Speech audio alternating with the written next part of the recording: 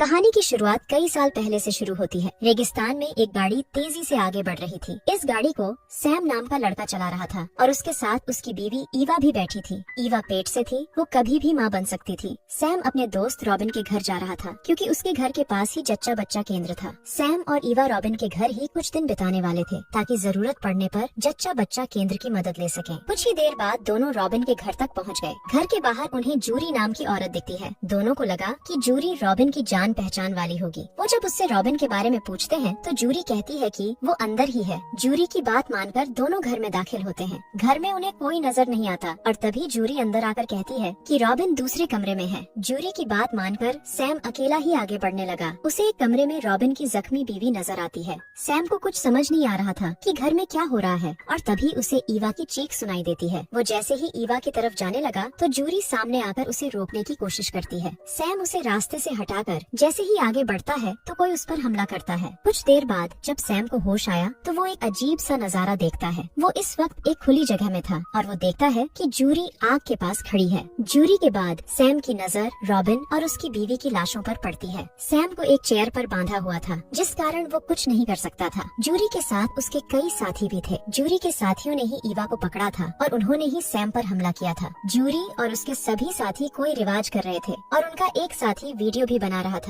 इसी बीच जूरी एक कपड़ा हटाती है तो सैम को ईवा नजर आती है। ईवा को एक पेड़ से बांधा हुआ था और उसकी हालत देखकर सैम तड़प गया था। अब जूरी अपने साथियों से कहती है, आज हमारा शैतान बहुत खुश होगा क्योंकि आज हम उसे ताजे खून की बलि देने जा रहे हैं। खून ही सबसे पवित्र और अनमोल होता है जो इंसान की रग रग में दौड़ता है। खून इतना कीमती है कि इंसान चाहकर भी उसकी कीमत नहीं चुका सकता। जूरी की बातें सुनकर उसके साथी खुश हो गए थे। दरअसल जूरी और उसके साथी शैतान को मानते थे और शैतान को खुश करने के लिए वो हर महीने इंसानों की बलि देते थे। अब जूरी ईवा के पास आकर उसका पेट चीर देती है और ये नजारा देखकर सैम का कलेजा कांप जाता है। जूरी यही नहीं रुकती, वो ईवा का बच्चा निकाल कर कहती है, हम इसे भी शैतान का गुलाम बनाएंगे। अपने परिवार का हाल देखकर सैम पूरा टूट चुका था। अब जूरी उसके पास आकर उसे भी मार देती है और तभी आसपास पुलिस सायरन सुनाई देने लगते हैं। अब कहानी कई सालों बाद शुरू होती है। नींद से जागे इस शराबी का नाम जेम्स है। कल रात जेम्स ने इतनी ज्यादा दारू पी ली थी कि वो घर के बाहर ही सो गया था। जेम्स के घर के आसपास कई पुरानी चीजें थी, कुछ हथियार भी थे और उसकी पुरानी गाड़ी भी थी। जेम्स घर में आकर नहा चुका था और अब वो घर के काम करने लगा था। वो घर में अकेला ही रहता था जिस कारण घर के सारे काम उसे ही करने पड़ते थे। जेम्स का घर रेगिस्तान के बीचों बीच था, इसलिए उसका कोई पड़ोसी भी नहीं था। पूरा दिन काम करने के बाद जेम्स खाना खाने लगता है कि तभी उसके कानों में तेज संगीत बजता है। जेम्स के घर से थोड़ी ही दूर 3 जवान कैंपिंग करने आए हुए थे। पीली शर्ट वाले का नाम मैक्स जबकि बनियान वाले का नाम